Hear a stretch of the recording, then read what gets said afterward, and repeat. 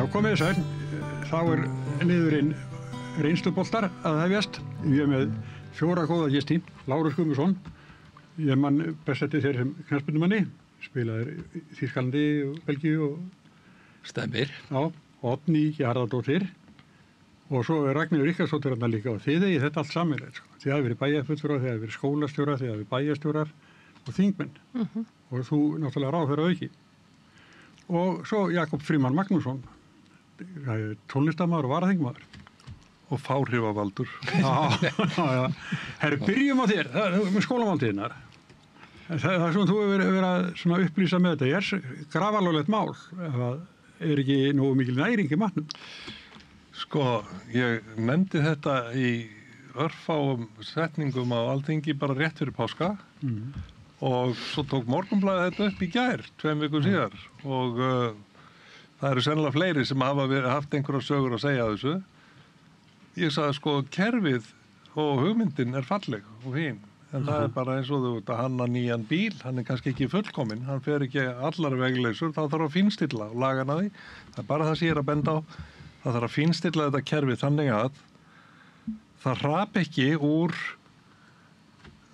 14 eða hvað er það, 16 krónur á mánuði, matargjöldin sem foreldrunum voru borga, niður í það sem er 8.000.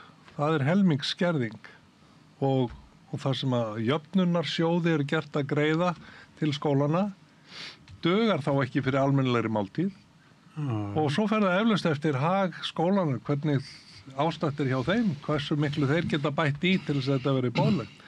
En við fengum bréf, foreldrar í þeim skóla sem að yngsta dóttir okkar er í og það er bara sagt að já, því með börnin eru bara, get ekki borða matinn og við verðum að biðja ykkur að koma bara með mat að heiman í hádegismat og þá er kerfið ekki að virka. Nei. Ef að þetta er þannig í 1, 2, 3 eða 4 skólu þá þurfum við að setja bara fókus á að laga það. Ekki til að fordæma allt kerfið eða hugmyndina sem slíka, hún er vel meint og hugsuð til hagsbóta fyrir þá sem á þurfa að halda.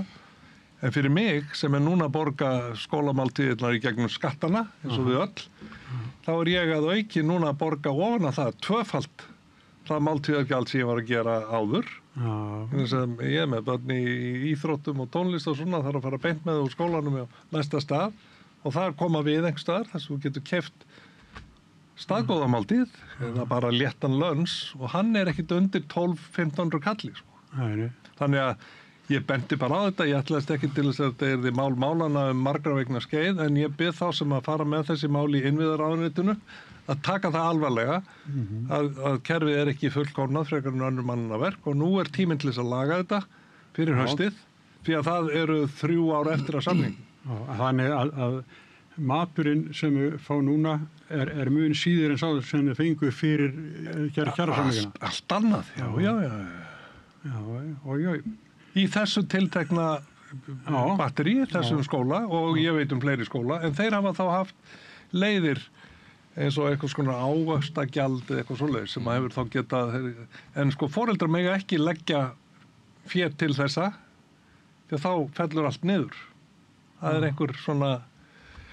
einhver kerfis, getum við sagt, ákvörðun, það megi ekki vera þannig, en ég hef allavega, þetta valdið mér tíma og fjárhagstapi verulega, það sem að vera vetri vegna þess að þetta virkar ekki fyrir börnin í bekknum dóttur minnar. Nei. Sama á eflaust við fleiri foreldra sem hafa þurft að því að börnin verða að fá að borða. Sumstaðar eru skólar með aðstöðu til eldunar og þá hugsa ég að þetta rökkvi betur til en þeir eru út að panta máltíðir út í bæ eins og þannig, það sem er ekki eldunar aðstöðu. En ég vona bara að þetta spjall okkur hér í dag og þetta sem að Moggin sagði í gær og sagt var að rúfi í morgun er til þess að menn hlusti og lægi. Það er nú verkefni stjórnmála fólksins. Já, jafnvel fyrirverandi. Já. Ég, eins og þú sagðir áðan, ég var skólastjóri í grunnskóla. Við vorum með mötuneyti og ég ætla bara að leyfa mér að segja það sko. Þá borguðu foreldrar fyrir börnin sín. Og þeir foreldrar sem einhverjum hluta vegna gátu ekki staðið við þær skuldbindingar, það bitnaði aldrei á börnum. Absolutt, þannig hefur það verið víðast. Og það var bara venjulegur heimilismatur og lítið sóun. En ég ætla að fullyrða að það að setja máltíðir fríar, það setur enga ábyrgð, hvorki á nemendur, foreldra, né heldur þann sem að sér matinn.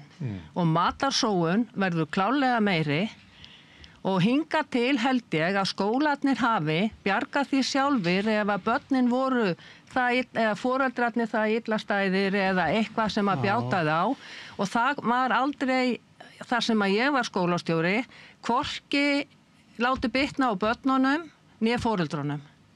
Við einfaldlega sáum til þess að þau börn sem að þannig var ástætt fyrir að þau fengu bara að borða. Þetta hljómar sem sagt vel á pappírón, það virkar ekki reynd. Það er ekki alveg viss, sko.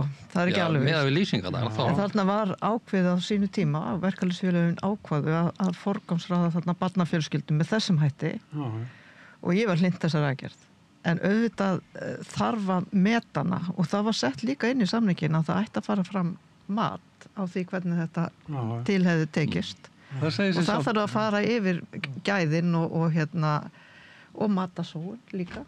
Og hvort þetta virki fyrir alla. Það má vera einkaskólar séu standa öðruvísi að vígi heldur en þetta er allavega 16 krónur sem verða 8.000 krónur overnight og án fyrirvara eða viðvörunar. Það þýðir bara eitt.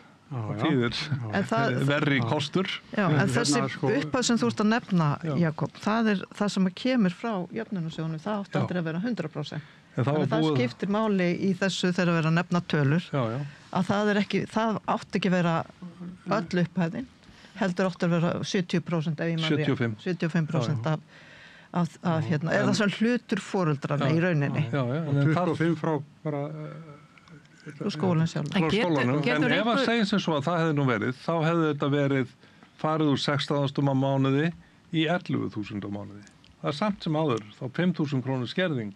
Í þessu vegna þess að þeim var talin trúum það í þessum skóla að þeir fengi miklu meira en svo voru þetta bara 8.000 á mánuði en 16.000 var það sem foreldrar borguðu og að fara úr 16.000 í 8.000 og þó svo að það ætti að vera bara 75% segjum að það veri 7,5 og þá bættist 2,5 við þá var það 10 skall en þetta er 8, þetta er 11 skall cirka þetta er enga síður 5.000 krónur skerðing á mánuði og svo skerðing bitnar á því að börnin fara annað að borða en og koma svöng heim.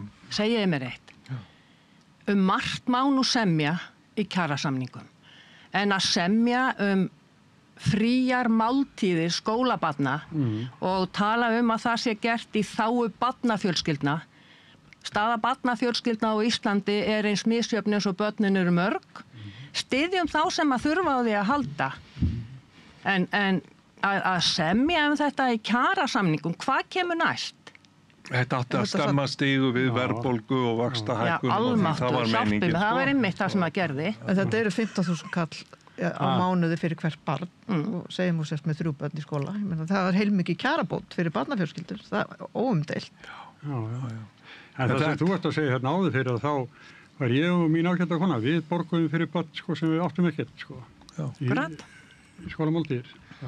En eigum ekki bara samvinnust það hér við Rauðaborðið, Sigurjón, að skora á ábyrgðamann fyrirkomulagsins í innviðaráðuneytinu að bretta upp ermar, fínstilla kerfið fyrir haustið, þannig að enginn gangi heim svangur eða fúll á komandi skólaár. Þú ert ekki búin að fá boltan til þín? Nei, þetta Jakob tók bara orðið og hélt hann er í pólitík, sko. Já, þið ekki flokksbræði núna? Jú, við erum það sannarlega. Hugsun svipa, mörgum sögum. En þetta, ég segi þetta sé bara komið hérna... Þessi skólamáltíðarmál eru afgreidd, Sigurjón? Já, en þá þurfum við að fara í mikið alvöru mál. Það er hérna með Ísrael og Eurovision. Hvað finnst ykkur á að meina þáttöku?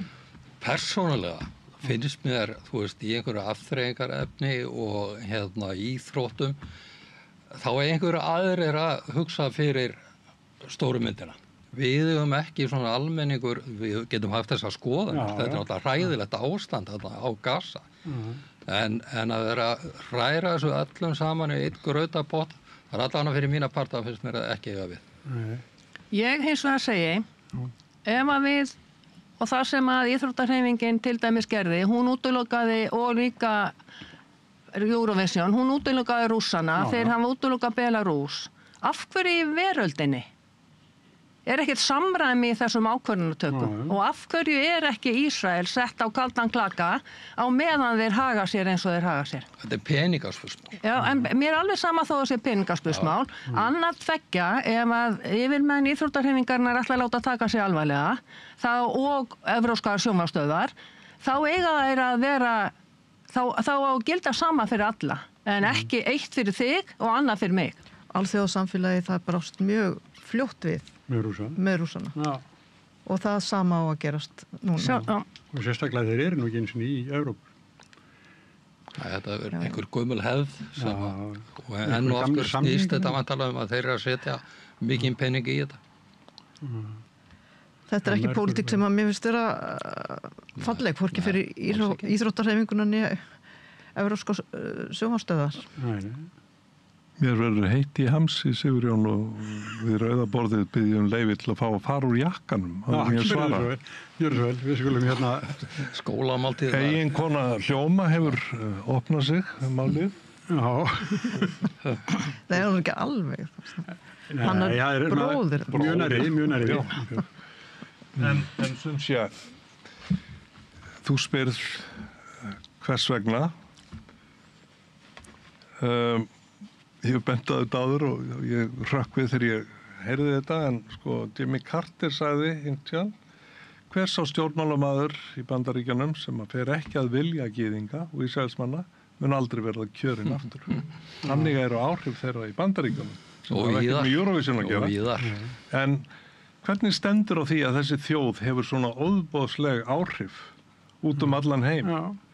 Og hvernig stendur á því að hún kemst upp með það sem hún kemst upp með? Út af Hún við fær að snúa aftur til gamla föðurlandsins Já, 2000 þeir ára eru- síðar með samningum 1947 en er gjörsamlega ómögulegt að standa við samningana. Hún færi sér lengra og lengra inn í landi sem þeir átt aldrei að snerta og svo náttúrulega byrjar bara nánast frá fyrsta degi ólgan og ósáttinn og hatrið og svo blandast ofsatrúin inn í þetta náttúrulega sem bætir nú ekki úr skák. En sko, hvernig þetta getur gerst frá degi til dags fyrir framan heimsbyggðin alla er hvílíkur áfellisdómur yfir okkar kerfum. Sameinuðu þjóðirnar stofnaðar hér með 100.000 manna starfsliði og 20 miljardum árlegum útgerðarkostnaði stofnað sérstaklega til að svona stríð yrðu aldrei fram. En er þetta ekki bara undirstrikun á því að bandarækjamenn ráða í rauninni hvernig straumar liggja í heimum?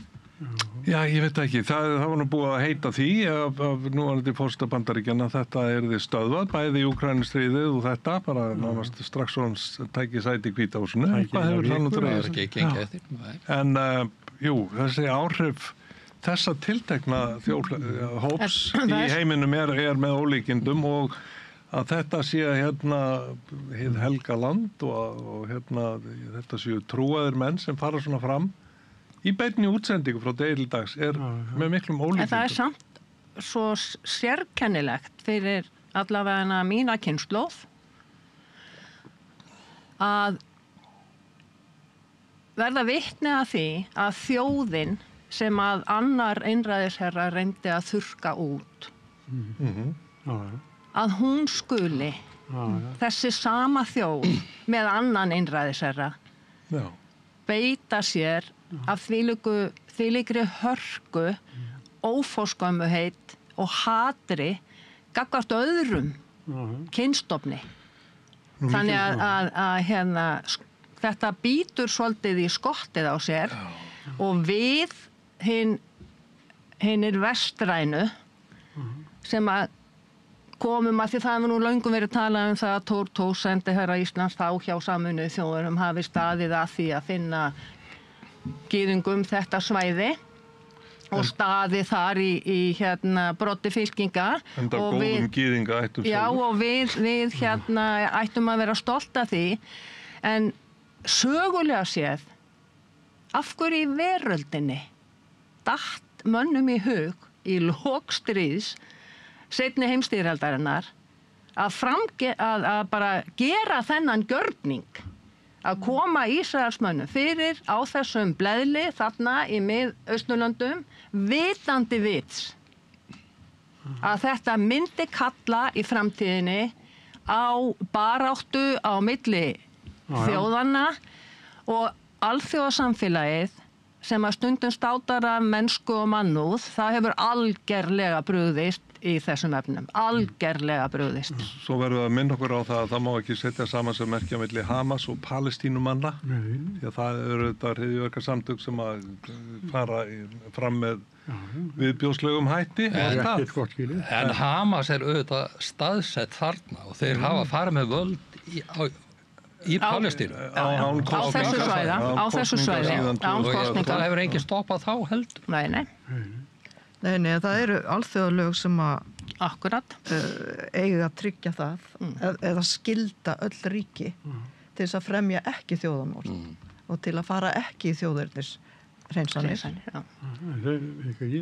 Miðað við Jimmy Carter fullyrðinguna ætti Donald Trump að vera einmitt maðurinn sem að þarf ekki að hafa áhyggjur á því að vera ekki kjörinn aftur. Hann ekki kjöri eftir 4 ár.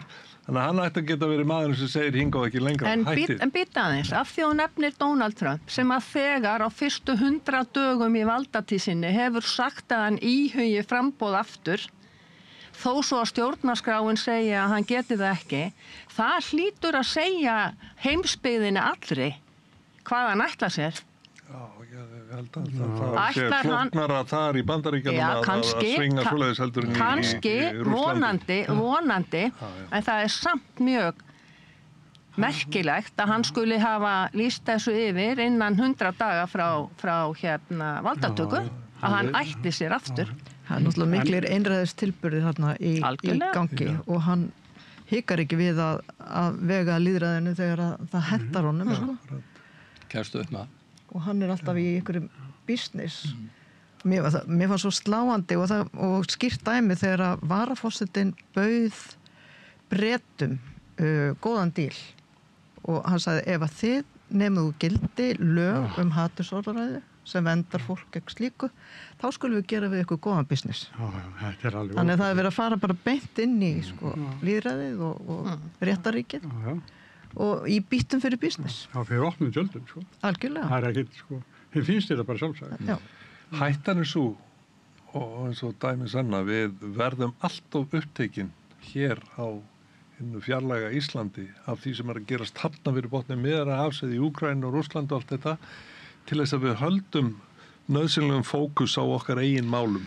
Það er alltof mikil tími í umræðu, bæði við þetta borð og önnur borð, alltaf undanfarin ár, í vanlíðana sem þetta veldur fólki að horfa þennan viðbjóð í sjónvarpinu kvöld eftir kvöld eða í beinni útsendingu er slík að það er ekki hægt að lýsa því og þetta truflar þetta truflar mannfólk út allan heim endalaust og veldur því að fókusin á okkar brýnustu málin hér verður Þetta eru fjölmiðlarnir, þetta er ríkisfjölmiðlinn sem á hverjum einasta eilífasta degi tekur þetta fyrir. Samfélagsmiðlarnir eru tökum bara ríkisfjölmiðlinn sem er hann er greiddur af okkur. Þetta er alltaf í hverjum einasta fréttatíma. Alltaf. Og við eigum líka að fá að vita af þessu, ég er sammála því. Sjálfsagt mál, þá ekki að skauta fram hjá þessu, en þeir eru bara einfallega með þetta. Ég tók mig frí frá fréttum yfir páskana, þar sem hún var statur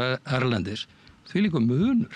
Það er ekki að hlusta og að horfa á þessi fjöldamörð og neikvæð drápsfréttir alla daga.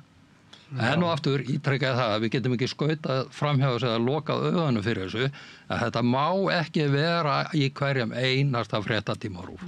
En af því við byrjuðum á að tala íþróttirnar og Eurovision, við þurfum að fordæma þetta í orði og verki eins og við getum. Já, það er hlutverk. Eitt af því er svona tákgrænt að segja að þið megið ekki vera hérna með okkur í þessu á meðan að þið látið svona.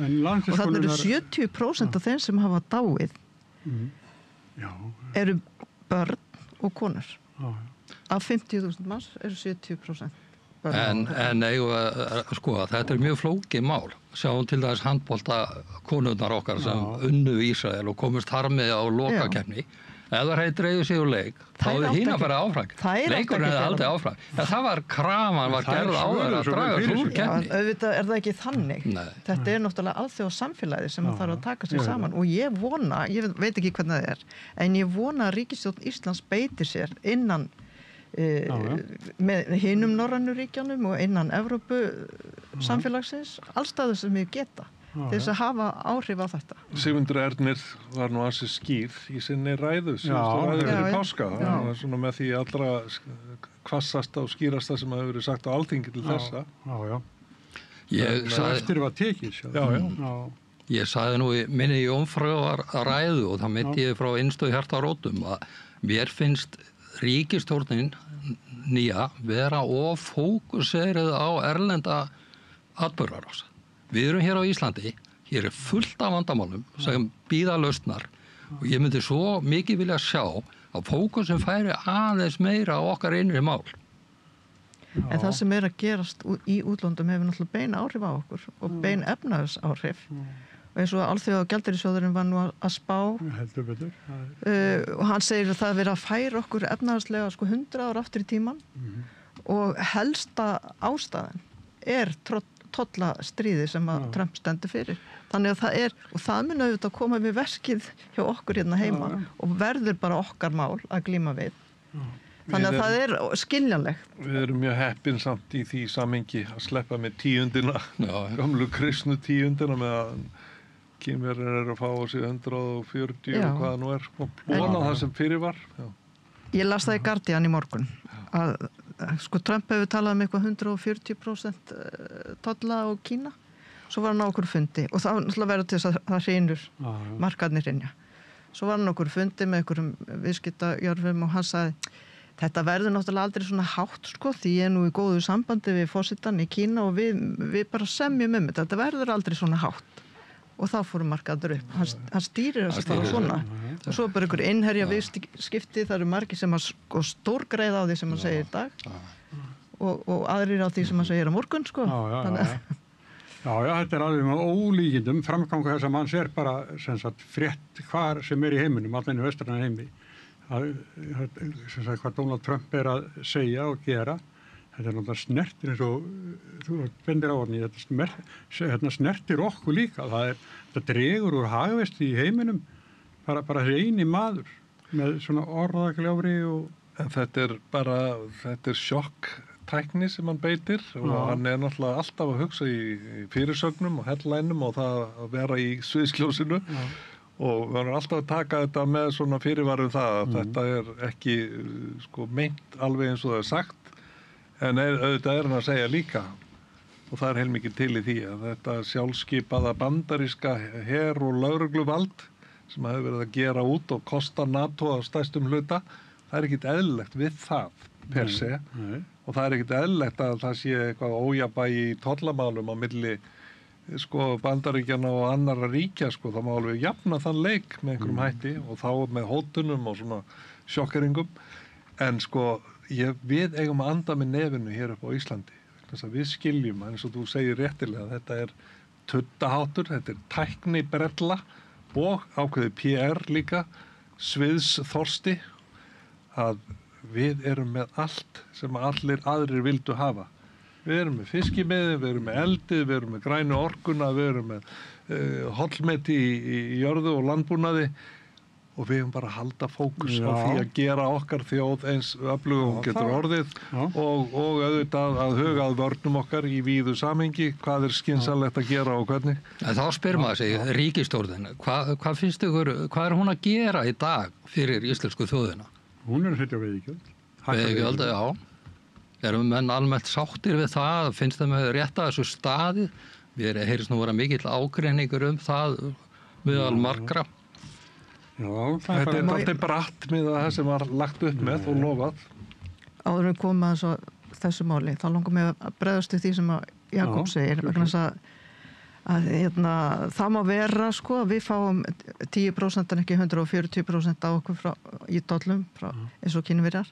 En það sem ég hef ágjörð af að þegar að stóru þjóðirnar fara að snúa sér frá Bandaríkjunum og fara með sína verslun og viðskipti inn til Evrópu, þar sem að við erum með mest af okkar viðskiptum líka, að þá getur við orðið undir í samkeppni. Þá harðnar samkeppnin. Það er svo margt sem að við erum ekki alveg í búblum, sko. Þannig að það skiptir mjög miklu máli hvernig stóru þjóðarnar fara, hvernig þær hreyfa sig.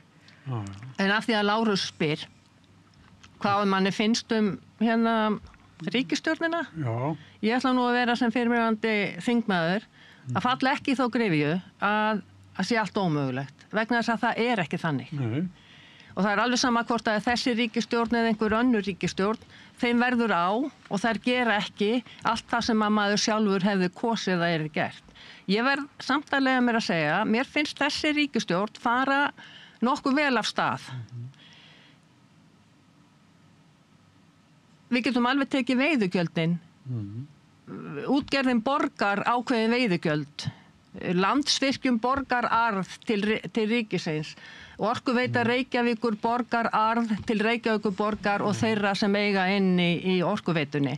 Þannig að það er allt í lagi að þeir sem að vinna úr auðlindum okkar að þeir greiði sinn skerf til samfélagsins. Það hins vegar, eins og þetta upp er lagt núna, að reyna ekki að fara í eitthvert samtal við þá sem að þarna eiga hlutamáli og eins og flest öll smærri sveitafélög til dæmis á Norðvesturlandi sem að geta ekki einu sinni reiknað út hvaða skattaleg áhrif þetta hefur á þær byggðir ef að veiðigjaldið verður hækkað í þetta og þetta og þetta. Þannig að mér finnst þarna verið að slengja fram hugmynd sem að við vissum alveg að við gætum átt von á, en að hún hefði þurft að vera betur undirbúin og skattalega áhrif á smærri byggðir þyrfti að liggja fyrir vegna þess að við getum ekki bara sem þjóð ákveðið eitthvað eða ríkisstjórn og meirihluti Alþingis ákveðið eitthvað sem að við höfum enga tölfræði hvernig bitnar á fólkinu í landinu. Ég hef engar áhyggjur af sjálfri útgerðinni, svo að það sé nú sagt. Það er ekkert verið að kasta fram hugmynd, þetta kemur til framkvæmda. Já, en sko... Þingið á eftir að fjalla þetta verður, þessu verður breytt að einhverju leyti. Það hlýtur og svo kemur alveg allt annað líka, alveg eins og strandveiðarnar. Og það er pínu fyndið, þið fyrirgefið ég skuli segja það, að Daði Már Kristófersson, þessi ágætis maður sem hefur sagt margsinnis að strandveiðar eru efnahagslega óhagstæðar. Já, en félagslega ekki. Nei, sko... Já, nei, það kosturinn við þar eru þetta. Já, en þetta er versti fiskur sem að kemur á landi. Ekki lengur, Ragnheiður. Æja, allt í lagi. Fiskmarkaðarnir kvarta ekki undan aflánum frá strandveiði skipunum. Nei, gott. Nei, það eru útgerðarnar sem eru ósáttar við þetta, ekki seljendur og fiskmarkað. Nei, en þá er svonalega gert án þess að það sé nokkurt samráð eða samtal við hagaðila eins og er vinsælt að segja.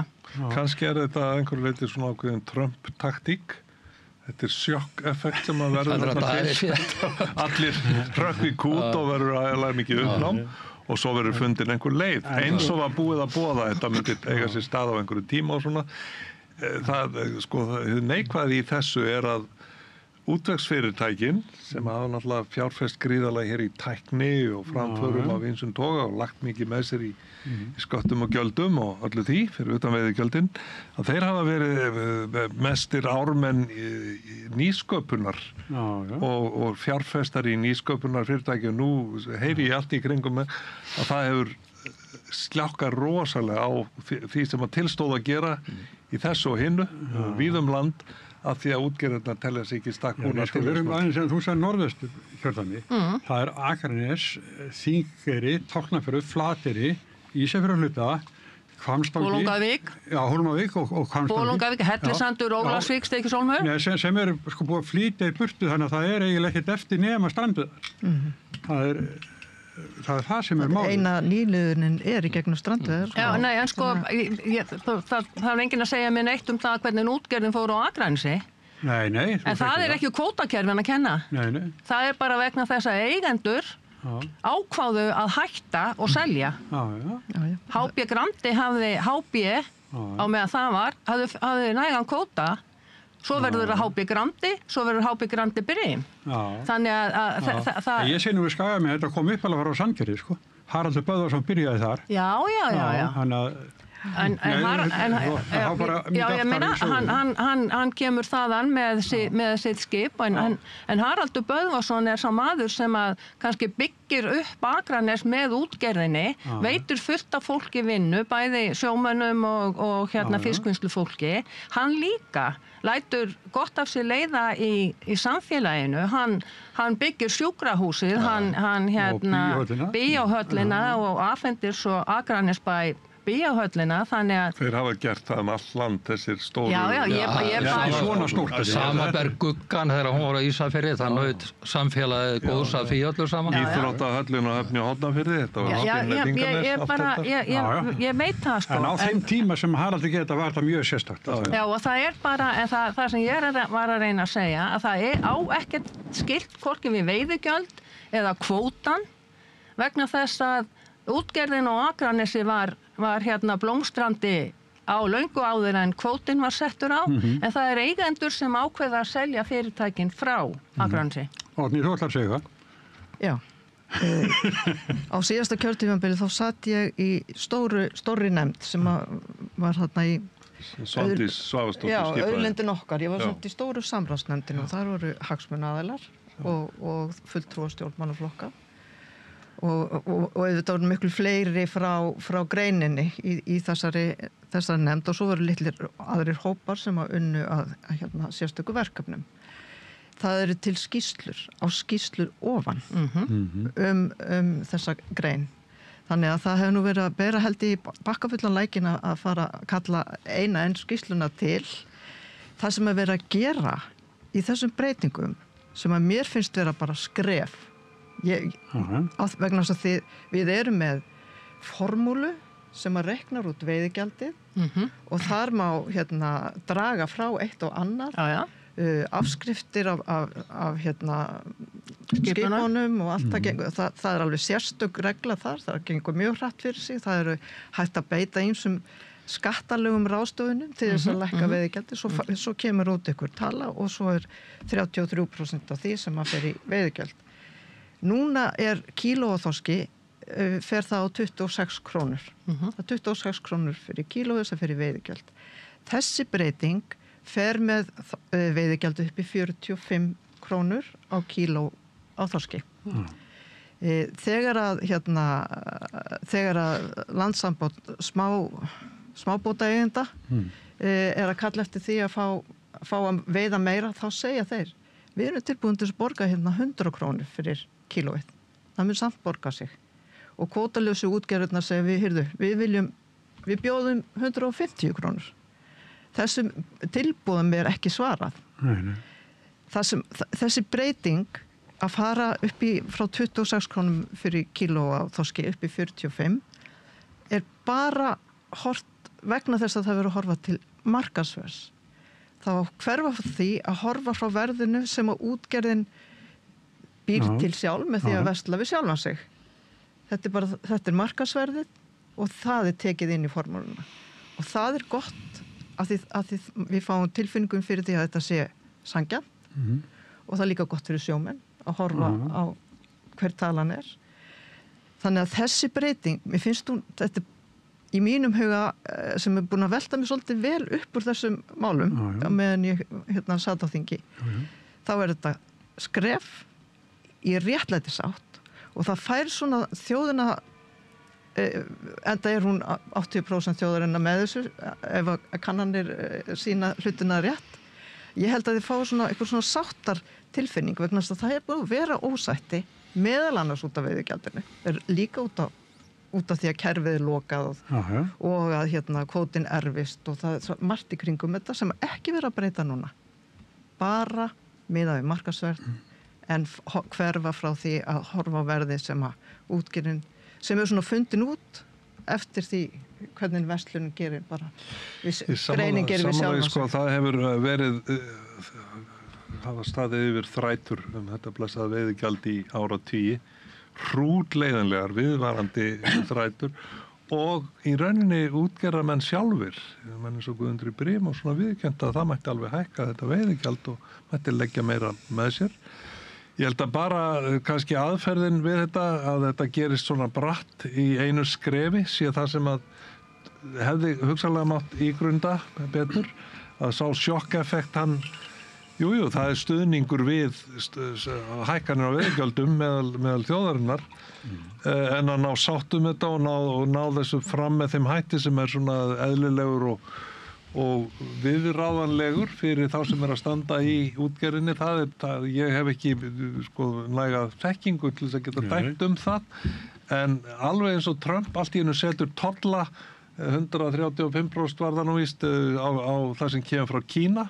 Vinur minn stendur í viðskiptum, hann er með verksmiðjur á Kína og er að flytja gáma yfir hafið og bara á mánudeginum hefur allt í einu bæst við þar sem hann var að borga í tolla af kínverskri vöru 135%. Þannig að það er 176% sem hann er að borga á nokkra viðvörunar. Og ég er að segja sko, það er betra svona að fara sér hægt og boða fagnaðarerindið að þetta muni taka... Þú veist að meina þetta sé að Trump ríkisstjórnin sem er að setja sig veikina? Nei, ég er að segja sko, við hefðum, það er hægt að gera hlutina fallega og í sátt við alla aðila málsins og ég held að sko, það finnist einhver flötur á þessu sem að allir geti sætt sig við að lokum. Við eigum þennan fisk sameiginlega, það segir nú stjórnarskráin. Hvernig þetta er framkvæmt hefur þetta ekki verið alveg nægilega kannski réttlátt undanfarna áratugi. Það var til hér allt í einu stór eignastétt á Íslandi við þessa kvótavæðingu og það fólk er búið að koma sér mjög vel fyrir og á í stærstu fyrirtækjum landsins og háðu öllum útvegstengslum og nýsköpunar þáttur þeirra er markverður margt. Nú skulum við bara leyfa þess að hafa sinn gangi í þinginu og vonandi óskaðu þeim bara velfarna sem fara með þetta.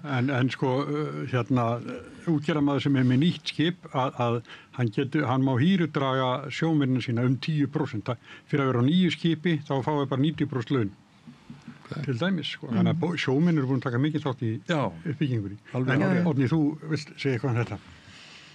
Já, ég vildi bara bæta við að því það er sko sjónamið sem að vert er að taka tillit til sem eru litlar og meðalstóðar útgerðir og í kerfinu eins og það er núna þá er afsláttur inni og þá auka í hann þannig að það er sannarlega tekið tilliti þeirra þannig að það eru stæðstu útgerðirna sem að allar skýrslur og gögn sína að mala gull sem að eru að fjárfesta sannarlega í nýsköpun og gert frábæra hluti en þeir eru líka að fjárfesta í óskyldum greinu, kaupa upp heilu blokkirnar og ryðja öðrum fjárfestum út af markanum og gera jafnvel húsnæðis vandan erfiðari á köflum.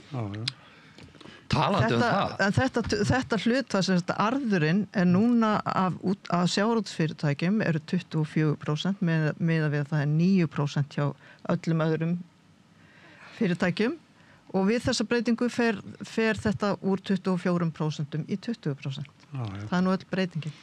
Það fyrir eftir hver reiknar væntanlega en það er þetta snýst bara um það að við náum hér sátt og að vatnið verði kyrrt og stillt og við getum verið samstíga í okkar frábæra samfélagi hvað við gerum, hvernig við deilum gæðunum. Það hefur verið því miður allt og lengi þrætt þetta og nú er búið að taka mjög bold skref og hún er gutsy, hún má eiga það.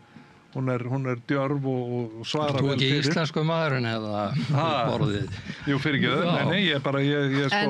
hún hefur komist ágætlega frá þessu með allt og svo er mótmælt úr hinni áttinni eðlilega. Og þetta nær einhverjum balans. Hannakattin er náttúrulega bara flott og frábær, en það er samt sérstakt og ég ætla að halda því aftur til haga að það voru bæjarstjórar á Ísafirði, eða fyrrverandi bæjarstjóri Ísafjarðar, bæjarstjórinn í Bolungarvík, bæjarstjórinn í Snæfellsnesbæ, sem hafa verulegar áhyggjur af því að þeir geta hvergi nálgast gögn til að skoða hvað áhrif þessi hækkun hefur skattalega á þau bæjarfélög. Og mér er alveg sama hver það sem að hverra flokka ríkisstjórnin mér finnst bara að þessar upplýsingar eigi að liggja fyrir til þess að þetta fólk sem að þarna á hlutamáli geti minnst á kosti skrifað einhverjar umsagnir það sem að það beðið að gera. Oddný var að nefna húsnæðisvandan. Hver húsnæðisvandi? Ef þú fer gegnum fasteignasíðurnar, þá eru 100 eða ekki nokkur 1000 íbúðir til sölu, en þær eru allar á einhverju yfirverði og þá meina ég yfir 1 milljón kannski fermetrin í mörgum tilfellum. Þannig að húsnæðisvandinn felst að mínum að í því að eignir fyrir fólk að kaupa eru bara of dýrar, sérstaklega fólk sem að byrja búskap. Já. Það er ekki skortur á og fjársterkir aðelar koma inn og bjóða á móti. Já, en það er samt nóg eignum til. Markaðsverðið bara á hátt. Og það er betra að fjárfesta í húsnæði heldur en í hlutabréfum og þá fara fjárfesta með peningana þangað. Nóg til að íbúðum. Það er annað langtímaverkefni sko að kannski með aðstoð nýrar tækni og svona með leyfi fundarstjóra prefabricated eða forbyggðum einingum og slíku að ná byggingarverði niður. Þeir eru að gera það vatnsleysuströnd og víðar að byggja með ódýrari hætti en áður og það er hægt að kaupa frá Lettlandi og baltnesku löndunum mjög ódýrt efni nánast tilbúið til þess að reisa með öflugu liði. Þá kemur kerfið. Já, þá kemur kerfið og svo er það þessi eilíðar skortur á lóðum í landi sem er sko 90% frítt, 10% byggt.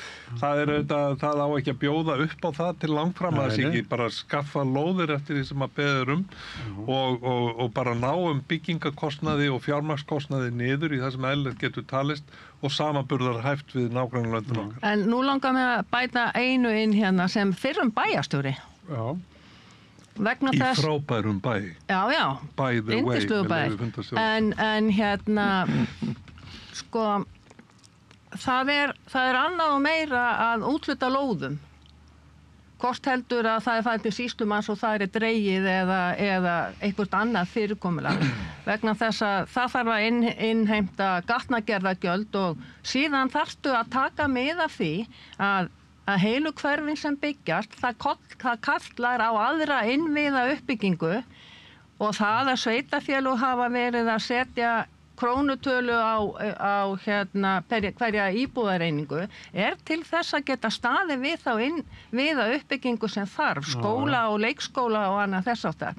Þannig að þegar verið að, eins og þú segir, þá bara vera til lóð þegar það er einhver staðar. En ég meina það þarf meira heldur en lóðina vegna þess að nákvæmlega það sem ég var að segja. Innviðagjöld er nýmæli sem að Reykjavíkurborg byrjaði að innheimta fyrir svona 10 árum síðan. Já, við byrjuðum á þessu 2002 sko í Mosfellsbæ. Og það er bara einfalt að það kostar að byggja skólan og leikskólan. Já, vegna þess að við áttum, bærin átti ekkert land. Nei. Og það voru stórir landeigendur sem áttu bróðurpartin af öllu landinu í Mosfellsbæ. Þannig að heimila þeim að fara af stað. Þá þýddi það að innviðagjald var tekið af hverri einingu til þess að hægt væri að... Það nú er að þróa heilmikið þarna í Álafosslandinu gamla, fyrir ofan Álafoss. Já, ég meina það er Helgafell, það var í einkaeigu. Akkurat. Blikastaðalandið getur hýst samkvæmt núverandi skipulagi hátt í 12.000 manns. Við erum 13.700 held ég núna Mosfellingar. Þetta er nú sennilega brýnasta mál.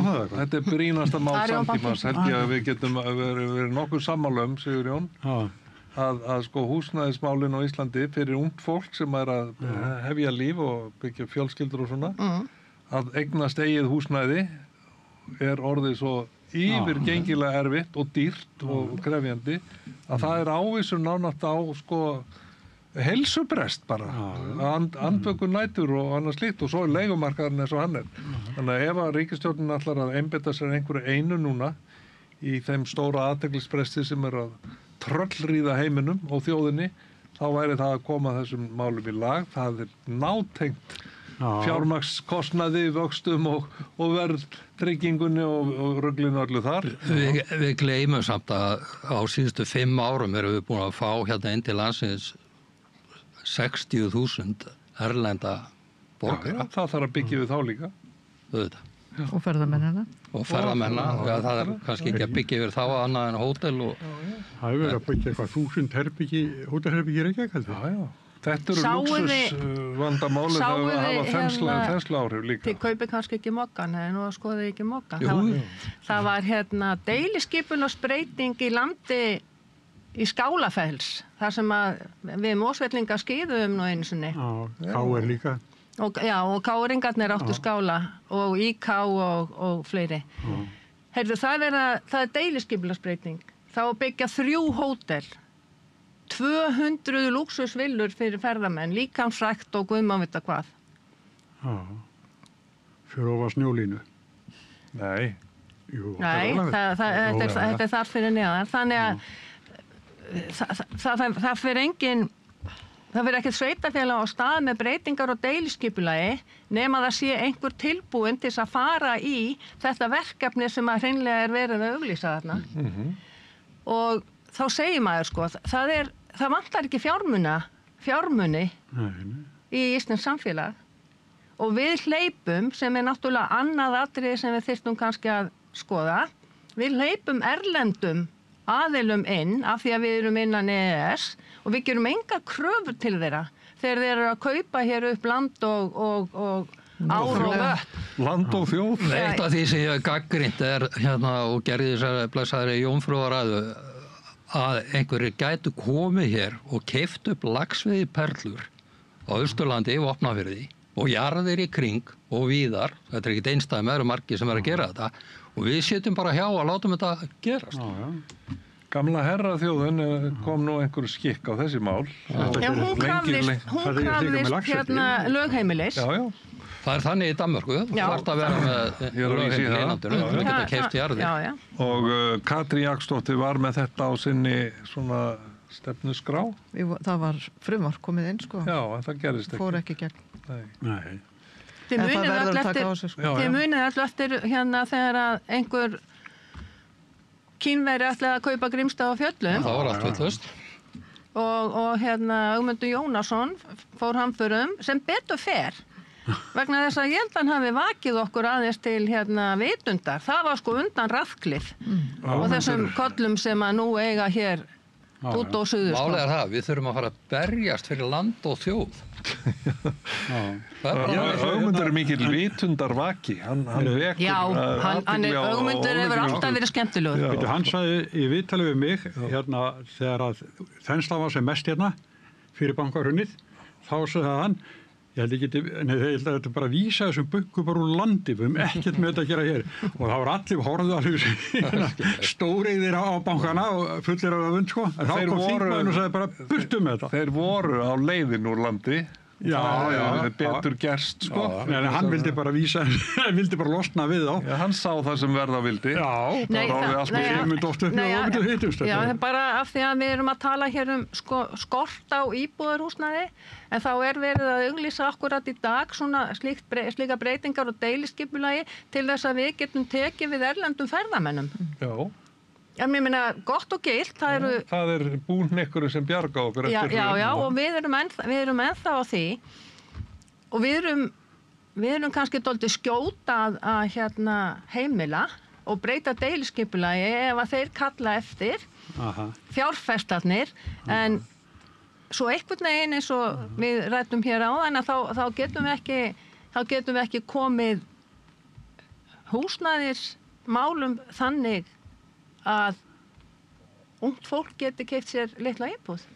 Og það veldur félagslegum vandræðum og við verðum að leysa þetta vandamál með félagslegum lausnum. Markaðurinn hefur sýnt sig að hann getur ekki leyst þetta. Ég er bara ósammála því að fara félagslegum leiðina og hlutdeildarlána. Það þarf að auka, það þarf að vera miklu, að því var nú vitna í herraþjóðina hér áðan. Danir gerir þetta með góðum hætti. Þar eru sem sagt leigu íbúðir sem eru óhagnaðardrifnar og eru hátt hlutfall til dæmis í Kaupmannahöfn. En það er líka sem sagt, markaðurinn á móti, en það skortir ekki húsnæði og þeir sem að þurfa á félagslegu lausnum að halda, þeir geta leita þangað. En það er ekki til staðar hjá okkur. Það er ekki næg, það er bara... er óhagnaðardrifin. Jú, en þetta er svo lágt hlutfall. Þetta er svo lágt hlutfall. Ég efast að náðu 5%. Já, en það er ekki bara hérna þeir sem að hafa lítið umleiki sem að fá inni hjá búseta. Það eru bara allir. Já. En ég er að segja að það er þá möguleiki. Það er bara... Það þarf að auka þetta. Það þarf fleiri svona lausnir. Eins og í Kaupmannahöfn. Ég held að við þurfum ráðgjöf að utan í þessum efnum. Við þurfum einhvers konar hagráð sem er ekki bara skipað svona pólitískt og af einhverjum svona skoðanabræðrum og systrum þeirra sem fara með völd ykkur í sinni. Það er alveg ljóst að það að minnka peningamagn í umferð er aðgerð sem er stýrt úr Seðlabankanum og það á að lækna meinin en það er svo mikill paradox fólgin í því að þegar við erum hér að taka á móti, þú segir 60, við erum með 80.000 erlenda starfsmenn núna. En á síðustu 5 árum eru 60.000. Og allt þetta unga fólk sem eru að koma út á markaðinn, að við verðum bara að ná utan þessi mál og komast fram hjá því með ráðum og dáð að það að byggja blokkir fyrir fólk, hvaðan sem það kemur, að það þurfi ekki að koma aftur í hausinn á okkur í formi verðbólgu og vaxtahækkana. Þetta er einhvers konar hagfræði spekulasjón sem að ég held að við höfum ekkert ráðið við til þessa sjálf. Og svo erum við með gjaldmiðilinn margum rædda og margum deilda sem að gerir allt svona dálítið flóknara. En mikið væri nú gott ef við hefðum getað einhvern veginn lært af gamlu herraþjóðinni, til dæmis sitt hvað í fjármálum og efnahagsstjórn og því að láta ekki krónun okkar þinna svona skelfilega út eins og hún hefur gerst og hafa hana tengda við einhvern miðil sem myndi hafa einhvern heimil á galskapnum. Ja, nú eru nýjar íbúðir ekki að seljast. Það er vandi. Út af þeir og dýrar. Akkurat. En þetta er stóra vandamál og ég held að við þurfum bestu menn heims en ekki bara bestu menn Íslands til þess. Það var hér skipað einhvers konar hagráð hér 2018 sem að satt nú í núverandi Seðlabankastjóri og menntamálaráðherra á þess tíma Illugi Gunnarsson og þriðja manneskja sem að var Sigríður, ég man ekki, Oddný Mantan og betur. Sigríður Harvard, núna Kólumbía aðjónt. Já. Þau komast á þeirri niðurstöðu. Þetta ágæta tríó og við ættum bara að taka upp evruna. En það held ég að sé ekki að fara að gerast í bráð. Þannig að við þurfum einhvers konar skammtímalaust, einhvers konar ráðgjöf sem er ekki bara föst í því að við verðum að hætta við vegaframkvæmdir og brúarsmíðar þrátt fyrir fjölgun ferðamanna og álags og innviða álagið allt. Nei, við verðum að komast fram hjá því, hvort sem það er þá með erlendu fjármagn og erlendu vinnuafli sem kemur og reisir það sem þarf að reisa.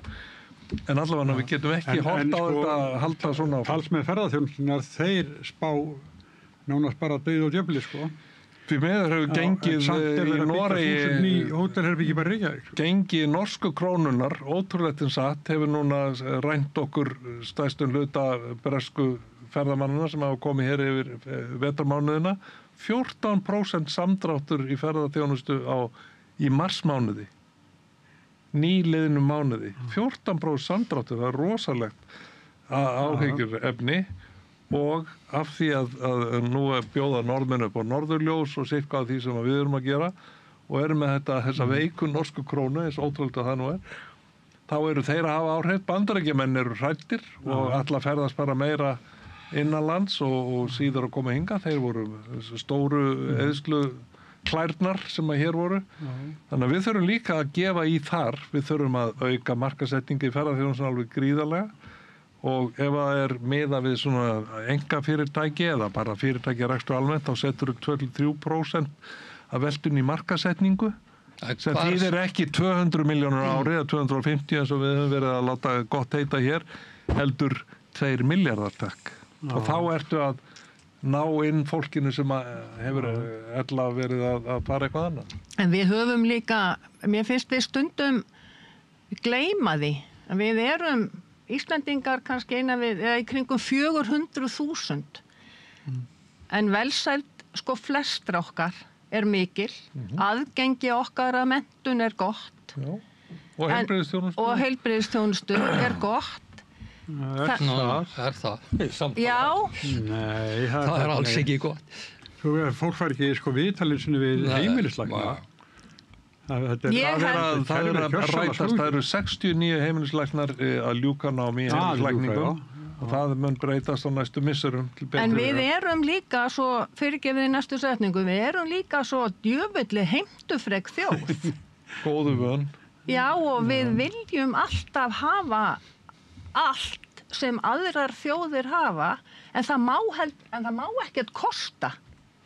Þarna kemur nefnilega stóru máli, sko. Þannig, og ég meina, og ég kem nú úr þessum skrýtna flokki, sko, sjálfstæðisflokknum, en sko, það má ekkert kosta. Nei. Og þá hugsa maður bara, mitt. Það finnst ykkur ekkert skrítið að við erum með bara hörmulegt vegakerfi.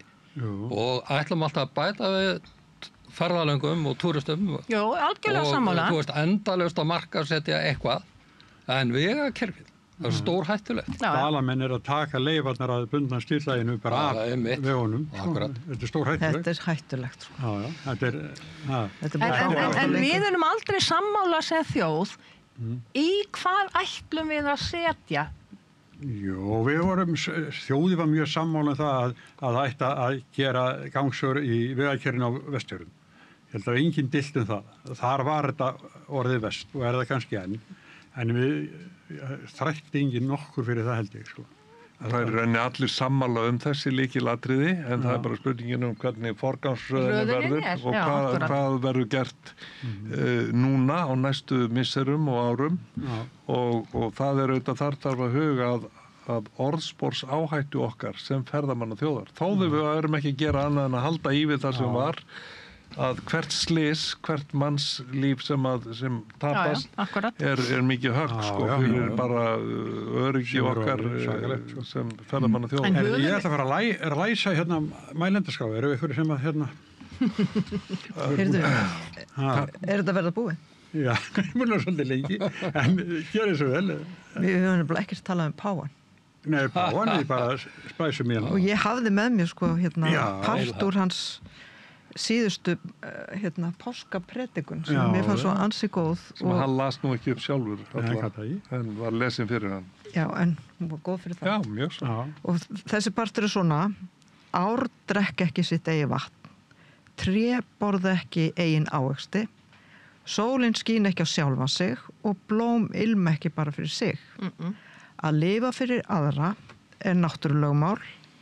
Við erum öll fædd til að hjálpa hvert öðru. Engu skiptir þá hversu erfitt það er. Lífið gott þegar þú ert hamingjusamur, en miklu betra þegar aðrir eru hamingjusamir vegna þín. Ja, falleg orð. Og þetta fundist mér svo góð skilaboð á þessum tímum sem við lifum. Frábær, mjög. Og ég var að tala svo mikið forsetan okkar og hvernig færslan hennar var og ég hugsa, getum við ekki frekar að tala hvað páfinn að segja? Hann að segja við okkur, hlustið á grát jarðarinnar, segir hann líka. Og hlustið á grát þeirra sem eru fátækir og þjáðir. Og þú veist, beitum okkur í umhverfismálum, beitum okkur fyrir félagslegu réttlæti og við erum bara góð við hvort annað. Við þurfum á svona boðskap að halda. Þetta falleg hugleiðing sem að Oddný sem að hefur nú verið hæverskust allra við rauða borðið í dag og mér finnst ekkert fjarri lagi að eigna henni þessi loka orð sem hann hefur eftir páfanum nýlátna á páskum. Sjáðu hvað mikil sögn í þessu. Já. Þakka þér fyrir hjálpina, Jakob. Fyrirgeðu, ég ætla að bæta því við. Við vorum að tala deiluskipulag, en deiluskipulag er eitthvað sem að fundarstjóri eins og þú hefur skikk á eða forseti Alþingis. Deiluskipulag er að skipuleggja deilurnar þannig að sjónarmiðin komist að borðinu, rauðaborðinu og allir gangi sáttir frá borði. Jakob, hún átti síðast orðið. Já, það bitast það. Ragnheiður Ríkharðsdóttir, Jakob Frímann, Oddný og Lárus Guðmundsson, þakka ykkur fyrir komuna og rauðaborðið heldur áfram eftir augnablik. Samlokubrauð, maltbrauð, tékkneskt brauð, Súrdeigsbrauð, brauð ársins, Bernhöfts bakari, íslenskt handverk síðan 1834. Þú ert að hlusta á Samstöðina. Róttækt sjónarhorn á atburði dagsins.